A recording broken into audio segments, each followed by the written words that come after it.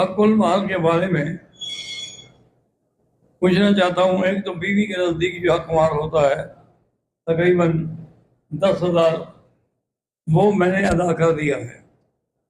اس کا حق مال نکاح فارم پر لکھا ہوا ہے اور اس کے مطابق میں نے ادا کیا ہے. وہ تقریباً 22 لاکھ بنتا ہے جو میری حیثیت سے بھی زیادہ ہے.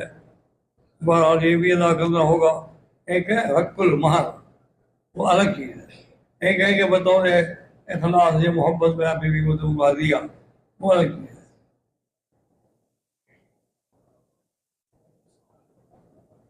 کاروبار میں رکاوٹ ہے، چل نہیں رہا، تو اس کا علاج یہ ہے کہ آپ استغفار قل تستغفروا ربکم انہ کان غفارا، یہ اگر آپ پڑھیں گے نا انشاءاللہ تو بہت جلدی اللہ کی رحمت سے آپ کے کاروبار میں رزق میں برکت آئے گی.